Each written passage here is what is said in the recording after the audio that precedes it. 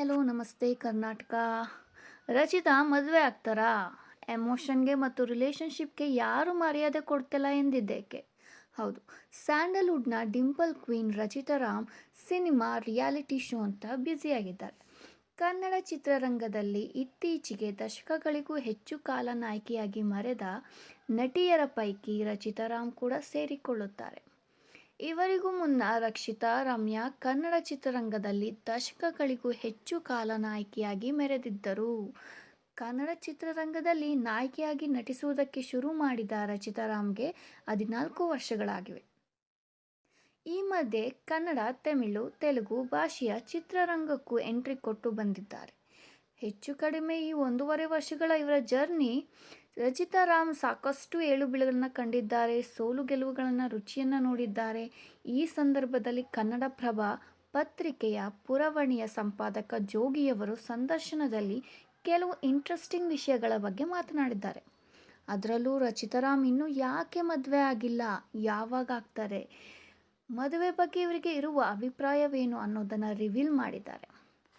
ಅಷ್ಟಕ್ಕೂ ಏನು ಹೇಳಿದ್ದಾರೆಂದು ನೋಡೋಣ.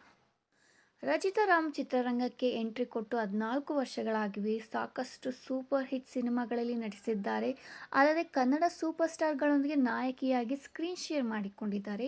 ಈ ಗ್ಯಾಪ್ನಲ್ಲಿ ಹಲವು ಭಾಷೆಗಳಿಗೆ ಆಫರ್ ಬಂದರೂ ಹೋಗಲಿಲ್ಲ. ಕನ್ನಡದ ಹುಡುಗಿ, ಅದರಲ್ಲೂ ಬೆಂಗಳೂರು ಹುಡುಗಿಯಾಗಿ 10 ವರ್ಷ ಕನ್ನಡ ಚಿತ್ರರಂಗದಲ್ಲಿಯೇ ಇರಬೇಕು ಎಂದು ಪಣ ತೊಟ್ಟಿದ್ರಂತೆ. ಆಮೇಲೆ ನಿಧಾನವಾಗಿ ತೆಲುಗು, ತಮಿಳು ಭಾಷೆಯ ಸಿನಿಮಾಗಳಲ್ಲಿ ನಟಿಸಿದರು. ಇದೇ ಸಂದರ್ಶನದಲ್ಲಿ ರಚಿತಾ ರಾಮ್ ಕನ್ನಡ ಚಿತ್ರರಂಗದಲ್ಲಿರುವ ವೃತ್ತಿಪರತೆ ಬಗ್ಗೆ ಪ್ರಶ್ನೆ ಮಾಡಿದ್ದಾರೆ. ಸ್ಯಾಂಡಲ್ವುಡ್ ಫಿಲ್ಮ್ ಮೇಕರ್ಸ್ನಲ್ಲಿ ಒಂದು ರೀತಿ ಈಗೋ ಇದೆ. ವರ್ಕ್ಶಾಪ್ ಮಾಡಿದರೆ ಅವರನ್ನು ಯಾಕೆ ಕರಿಬೇಕು ಅಂತ ಈಗೋ ಹೊರಹಾಕ್ತಾರೆ. ಇಲ್ಲಿ ಅಂತಹ ಅಭ್ಯಾಸವೇ ಇರೋದಿಲ್ಲ, ಸುಮ್ಮನೆ ಸೂಟ್ ಆಗೋದಿಲ್ಲ ಅಂತ ಹೇಳಿಬಿಡ್ತಾರೆ. ಆದರೆ ತಮಿಳಿನಲ್ಲಿ ವೆಟ್ರಿಮಾರನ್ ಸಿನಿಮಾ ಮಾಡೋ ಮೊದಲು ವರ್ಕ್ಶಾಪ್ ಮಾಡ್ತಾರೆ. ಹೀಗೆ ಮಾಡಿದರೆ ತಾನೇ ನಮ್ಮ ಪ್ರತಿಭೆ ಏನು ಅನ್ನೋದು ಗೊತ್ತಾಗೋದು ಎಂದು ರಚಿತಾ ರಾಮ್ ಹೇಳಿದ್ದಾರೆ. ಇದೇ ಸಂದರ್ಶನದಲ್ಲಿ ರಚಿತಾ ರಾಮ್ ಮದುವೆ ಬಗ್ಗೆನೂ ಪ್ರಶ್ನೆ ಮಾಡಲಾಗಿತ್ತು. ಕಳೆದ ವರ್ಷ ರಚಿತಾ ರಾಮ್ ಮದುವೆ ಬಗ್ಗೆ ಸುಳಿವನ್ನು ನೀಡಿದ್ರು. ಆದರೆ ಈ ವರ್ಷ ಇದ್ದಕ್ಕಿದ್ದ ಹಾಗೆ ಸೈಲೆಂಟ್ ಆಗಿದ್ದಾರೆ. ಈ ಸಂದರ್ಶನದಲ್ಲಿ ಮದುವೆ ಬಗ್ಗೆ ನಿರಾಸಕ್ತಿಯನ್ನು ಹೊರಹಾಕಿದ್ದಾರೆ. 2025ರ ತನಕ ಮದುವೆ ಬಗ್ಗೆ ಬಹಳ ಆಸಕ್ತಿಯನ್ನು ಹೊಂದಿದ್ರು. ಅಪ್ಪ ಅಮ್ಮನಿಗೆ ಮುಂದಿನ ವರ್ಷ ಮದುವೆ ಮಾಡಬೇಕು ಅಂತ ಹೇಳ್ತಿದ್ರಂತೆ.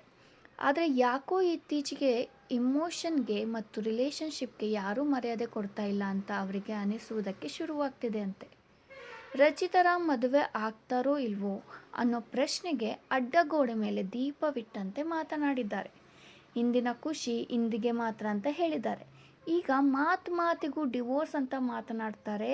ಆ ಚಂದಕ್ಕೆ ಯಾಕೆ ಸಮಯ ವ್ಯರ್ಥ ಮಾಡಬೇಕು ಎಂದು ರಚಿತಾ ರಾಮ್ ಹೇಳಿದ್ದಾರೆ. ಇನ್ನಷ್ಟು ಸುದ್ದಿಗಾಗಿ ನಮ್ಮ ವಾರ್ತಾ ನ್ಯೂಸನ್ನು ಫಾಲೋ ಮಾಡಿ. ಸೊ ನಿಮಗೇನು ಅನಿಸುತ್ತೆ, ಕಾಮೆಂಟ್ ಮಾಡಿ. ಧನ್ಯವಾದಗಳು.